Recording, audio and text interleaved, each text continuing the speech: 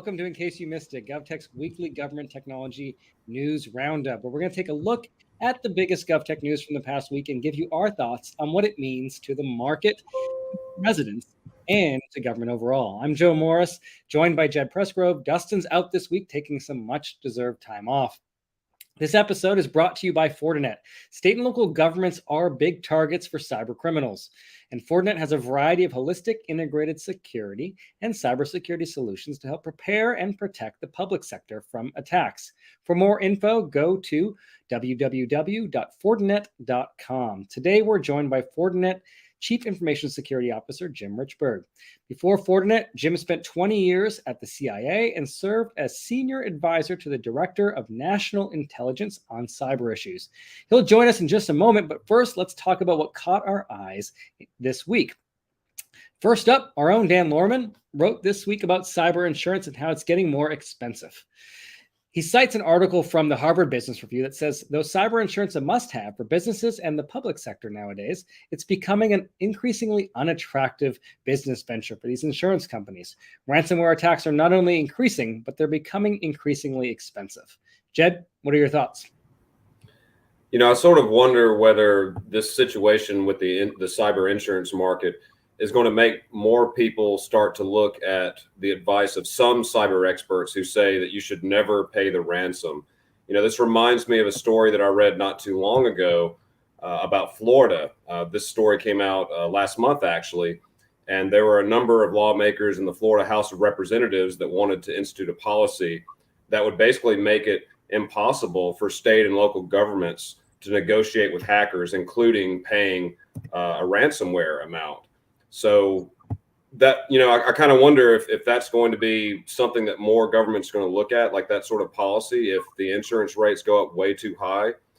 The other thing that I'm thinking about, too, is that this should make organizations and government basically raise their cyber standards across the board. Now, of course, this is something that's already on a lot of people's minds, but we still probably have some people that, you know, haven't gotten the wake up call.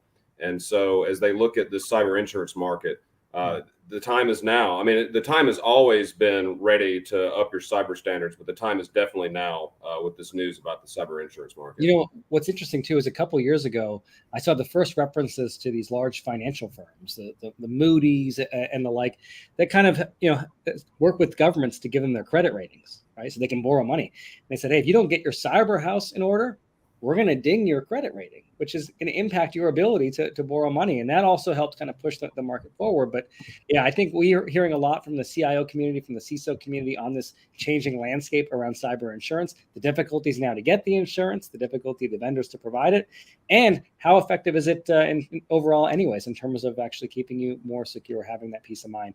I'm sure our guest will share some insight on that a little bit later.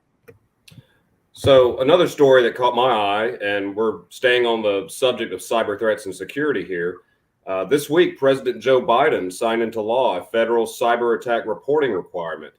The requirement, which is part of the Strengthening American Cybersecurity Act, requires companies that run critical infrastructure, so we're talking places like banks and utilities, to share information with CISA about incidents within 72 hours. This law would also require ransomware payments to be reported within 24 hours of making them. It's also important to note that right now, nobody knows how many companies get hit with cyber attacks and ransomware.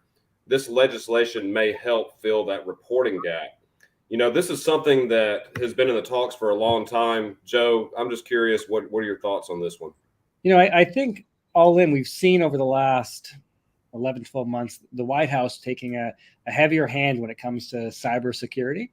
And that's through efforts like this. There's efforts now with the FCC in terms of trying to make sure that the telcos have the proper security measures in place, making sure that significant breaches are reported.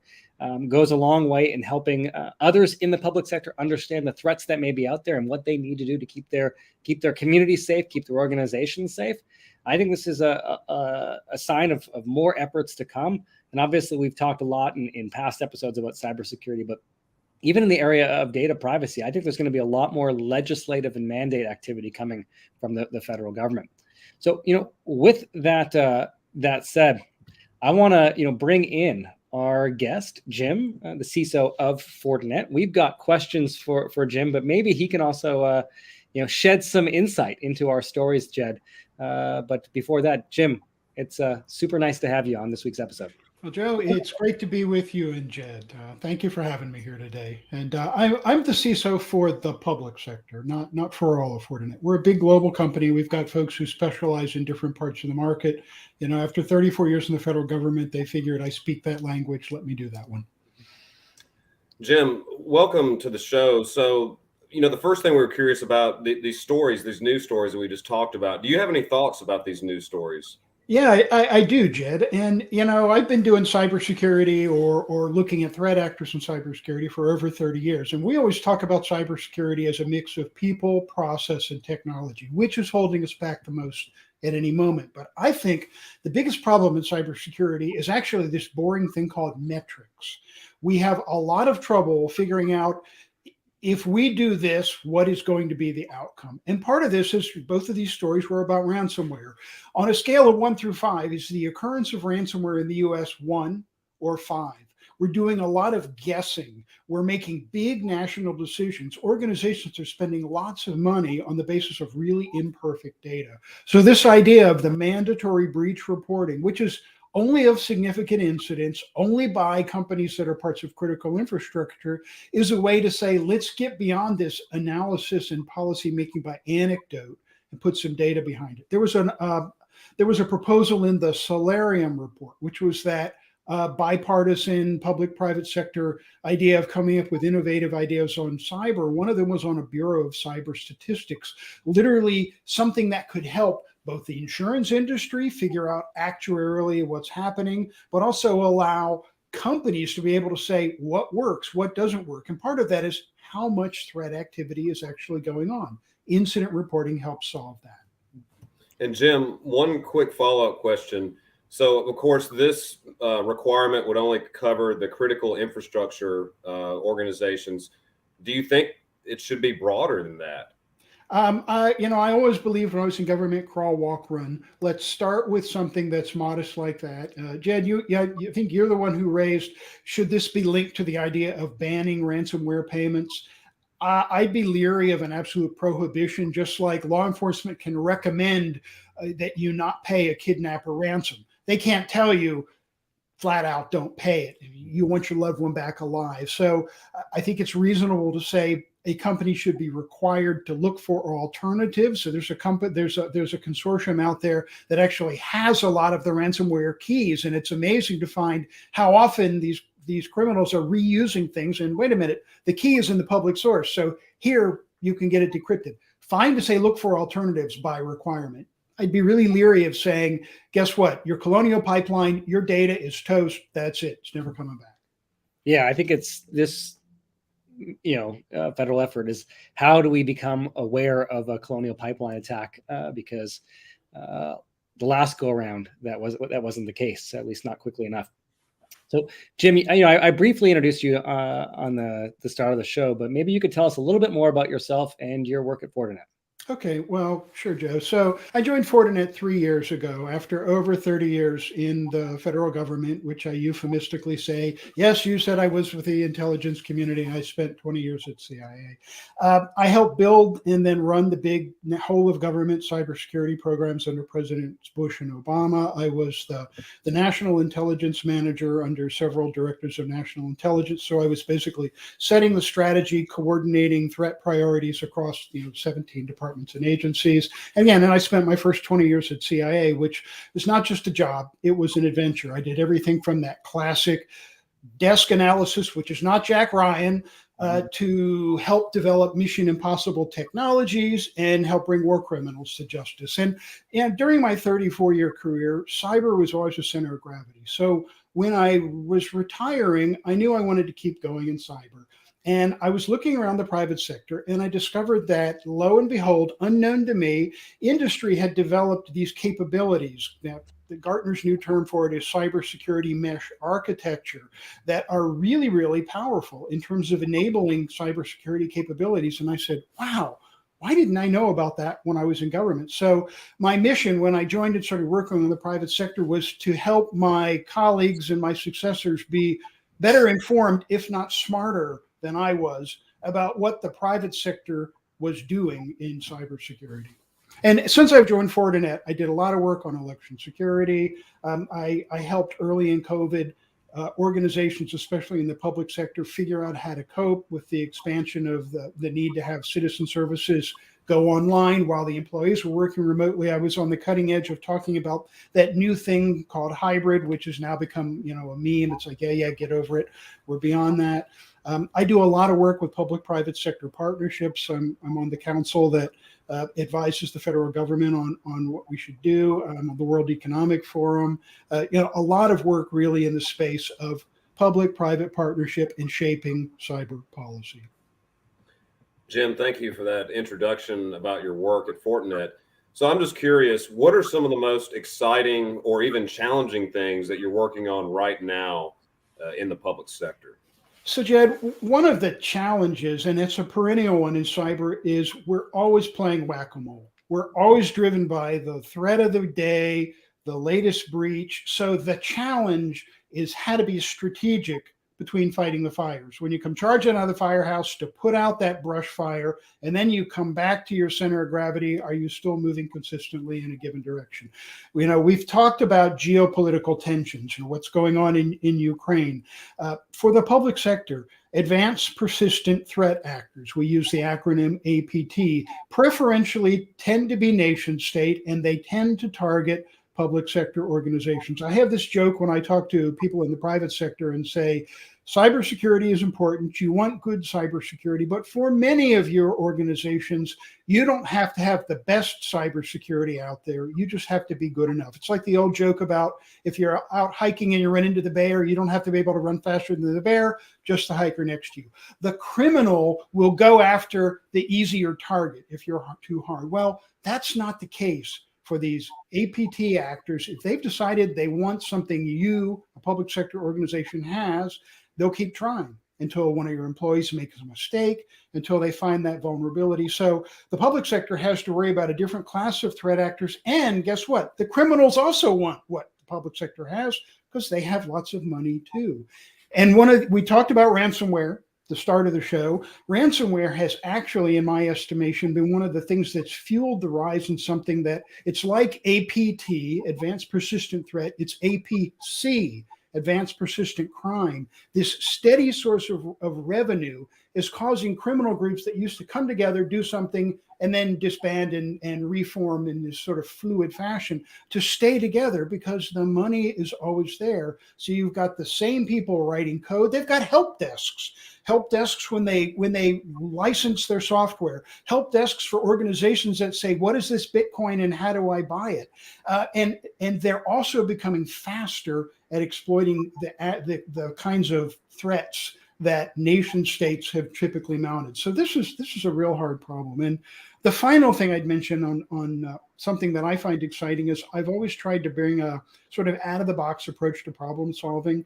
And one of the things that I find exciting to work on is not everything you do in cybersecurity has to be big or expensive to be impactful and make a difference. I chair a group that runs across the IT sector and advises the federal government. And I chair the one about how we can help state, local, tribal, and territorial cybersecurity. And yes, send more money would be nice. But the reality is those governments spend a lot of money on IT products, and in some cases, even on cybersecurity. And let's start from the position that nobody sets out to be insecure.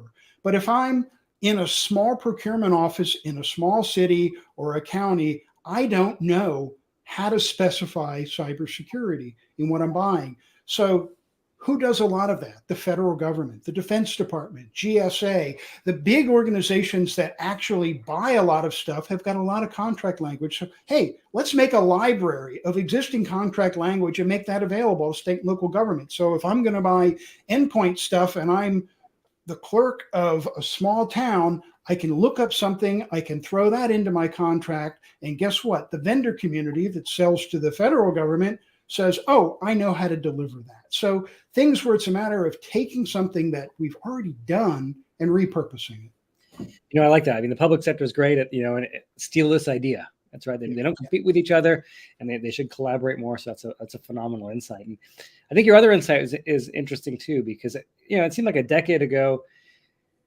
we didn't have the ransomware at the same level, and we heard a lot more about hacktivism, and maybe a particular police department might get attacked, or an elected official might say something, and then all of a sudden now there was a response and an attack. Now it doesn't matter. Large, small, places you've never heard of, the attacks are coming everywhere. It doesn't matter, big budget or small budget. The ransomware is hitting everybody. And I think that probably is why cybersecurity is a frequent topic on our show. And I think over the last 15 years that I've been part of the Center for Digital Government, a decade of them, cybersecurity has been the number one priority on the CIO priority list. When you look at that, Jim, and you see cyber there every time, a lot of discussion on cyber. Cyber fatigue can also set in, but there's also underneath that like pertinent issues, timely trends, things that are impacting it. So a little bit further on the last question is, what are the things that have your attention now, or should have the CIO or CISO's attention now as they look into 2022? So, Joe, I'll try to keep that. Again, I like to be strategic at looking at things. We always have an uphill battle on cybersecurity when it is exceptional, when it is different. We talk about mainstreaming cybersecurity, and I think we've actually got convergence working in our favor. Increasingly, networking and security are two sides of the same coin. We saw this when we all went to the direction of hybrid. Yes, we needed to enable people to work from home. But, implicit in that conversation was it's got to be secure, because especially for government services, this isn't going to work if I'm providing a connection that is absolutely exploitable. I talked about metrics. We could measure whether we succeeded in giving them the connection, certainly the box to use. We couldn't as directly measure whether we did it securely, and we watched ransomware go up 1,100% in the year after we started working from home, because the home environment was that much less secure. So what's working in our favor is the idea that networking and security are now increasingly unified, that you're starting to see more and more devices and services. The idea of software-defined networking. If I'm not going to go back to the office and it's going to look the same way, I can define my network on the fly. It can include the person working out of the coffee shop. And the same device that enables that kind of software connectivity is also the security device. So I don't have to say network performance or security. They're both the same thing. So that works in our favor. And the second big trend that I think CIOs and CISOs need to keep in mind is within security, we increasingly have something called consolidation. Devices themselves under Moore's law are not only getting more powerful, they're becoming more like Swiss Army knives. So you may say, I have to upgrade something in my cybersecurity stack, in my ecosystem. And, this will now do the functions of 10 or 11 things. I don't necessarily have to retire them now, but when I do, I don't have to buy replacements because that one thing will help. And it also avoids this chronic problem we've had in cybersecurity of we're really smart, creative people. There's a problem. Some smart people are going to go find a solution. If it becomes successful, it's going to be adopted. Rinse and repeat that cycle over 15 years. And you may have a large organization that has over 50 different security products, all solving separate problems, all reporting into the SOC, and all requiring the human to do this manual interpretation and integration. That's crazy. So fewer things that are more powerful means you're getting that kind of integration as well. And I talked about this idea of mesh. We always say, and I'm sure you've heard this phrase, I hate it, the attack surface, right?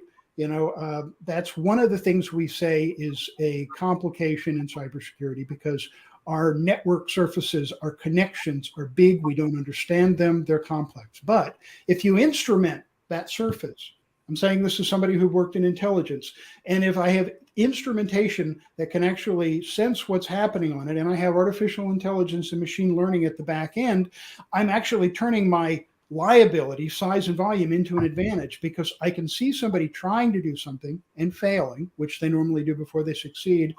I can stop them where they're doing it, and I can actually block them everywhere. So that idea of consolidation is really powerful. And I think not that many people who are in IT or security recognize that. They look at, I'm upgrading one thing, and you want to say, look, it's part of a broader ecosystem of capability that if you do this, it's actually going to enable a whole lot of extra goodness to flow out of this. Jim, earlier you said that there are a lot of things that people can do without spending a lot of money to improve cybersecurity. But I do want to talk about funding some here. Right now, states and localities are getting a lot of federal funding for cybersecurity.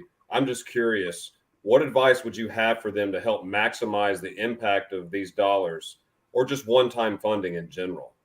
Well, Jed, you really hit a hot button for me. I mean, we have that, Infrastructure Investment and Jobs Act, and people look at it and go, yes, $2 billion for state and local cybersecurity, $2 billion out of $1.2 trillion. If that's all we spend on cybersecurity out of that, bad on us. That's going to be an epic fail. Couple of things to keep in mind. Infrastructure lasts a long time. We have cities in this country on the East Coast that are using water pipes that were laid down in the 1800s. We have traffic going over a bridge, commuter traffic, that was built in 1697. So, you build it, it's going to last longer than you actually envisioned. All of this infrastructure has a digital dimension. I mean, bridges. We watched an interstate highway bridge collapse because pigeon poop built up on the girders and corroded them. Bridges, everything has sensors now. It has actuators on it. So Jim's digital field of dreams, connect them all. Can I tell you how I might want wastewater and bridges to talk to each other? No. But if you connect them, some smart person will find a way to leverage it. And people say, well, you're enabling the adversaries. Newsflash, we already see threat activity jump from sector to sector. So this infrastructure investment is an opportunity and a responsibility for state and local government. You have the opportunity to build the digital field of dreams, but darn it, your minimum responsibility ought to be to architect in the ability to see threats moving from one to the other, because I can guarantee you're going to be in this operation center for your county or your state, and you're going to say, oh, I just watched the threat actor go from here to, well, I don't know where, because they keep score differently. It's like when we threw a lot of money at first responders after 9/11, and we just discovered that left to their own devices, they would each do what made sense to them. And it took big things like a fire that required fire departments from multiple jurisdictions to say, guess what? They're on different radio frequencies. These are easy problems to address at the front end. When you're setting out to spend the money, they're a whole lot harder to corral after you've made the investments. I'm not passionate about this or anything, guys. Yeah, we can't tell. We can't tell that you care about this deeply. So, some people say that funding is not necessarily the issue in government when it comes to cyber. There's a lot of talk around capacity and expertise. So what can government agencies do to increase their capacity in order to manage risk and also combat any threats that they might have to deal with? So, Jed, let me hit the workforce and skills gap is a perennial one. And yes, you can do training. Government, can help with STEM education. There are programs like apprenticeships. You can do rotations. There are a lot of things we can do to increase the size of the pipeline. And actually, the gap has been closing. If you look at the latest statistics, still, multi-million, but the numbers seem to suggest it's closing a bit. But the reality is the public sector is never going to hire its way out of the problem. Not only are there not enough people to go around, the public sector can't compete with the private sector's pay scales. So the thing I tell people in the public sector is you got to do a combination of this: modernize, automate, federate, and outsource if you have to. You're doing IT and security modernization anyway. You're going into more cloud-based services, more fill in the blank as a service. I've already talked about convergence of networking and security. Use that tool. It's going to give you more capability for IT and more capability for security. Automate. Security automation, that artificial intelligence and machine learning I talked about that could make the attack surface become your friend and not your enemy, applies across cybersecurity. We talk about ransomware. You need to respond to things. Automation, AI-driven, is the way to do that. Federate. There are times when, especially for local government, they are never going to hit critical mass in terms of experts or money to do something jurisdiction by jurisdiction. So they need to regionalize it. Maybe it's at the state level, maybe it's bigger than that. But there are times when pooling your need makes it possible to accomplish something. And then sometimes you just look at it and you go, I can't do this in-house. Some of these harder things on response, if I'm a small jurisdiction, I may just need to say, I need to outsource it. And guess what? That doesn't have to mean to the private sector. Sometimes you simply say a partner in government on that sort of federated model may be a more efficient way to do this than my doing it. But the idea that every body in government has to do every function in security is just never going to work. So, Jim, what's on the horizon for 2022 for Fortinet's public sector practice? So it's IT and security modernization. It's helping them with that hybrid of the new normal. It's operational technology. You talk to organizations that say, well, I'm not a utility. I don't have any of this operational technology. And I go, well, you do have smart buildings, energy efficiency, public health monitoring, surveillance cameras. These things are all actually operational technology. So finding ways for them to secure operational technology as well as informational technology is important. Helping these organizations figure out how to make these smart decisions at the front end of their investment of the infrastructure dollars that'll be rolling in over the next year from the federal government is important. And then, of course, we have mid-year elections. Elections are expensive to run. The rules are being changed in a number of jurisdictions. And all of these elections require private sector infrastructure. I mean, even the voting machines are made by the private sector. And almost all of it is conducted on general purpose IT that state and local government own. It's not like you say, let's take the election system out of the closet and use it. They're using the same network, the same devices they use for general purposes. So helping them recalibrate, re-instrument, re-secure that with another election cycle. Those are the kind of priorities that we're focusing on this year. Great. Thanks for sharing that. Where can our audience follow your work and plug into what Fortinet's doing? Well, you can catch me certainly on LinkedIn. And for Fortinet, go to our website, fortinet.com. You can figure out what we're doing. And there's a search bar in the upper right corner. You can put me in, and you'll also find some of my articles and blogs as well. Great. We'll make sure to include that link in our show notes. But that's all the time that we have today. So thanks again, Jim, for joining us and the support of this episode by Fortinet. And for the folks watching, join us again next week, Friday, 12 o'clock Pacific, where we'll chat with Gary Cooper, the CEO of Repli. Have a great weekend and see you all next week.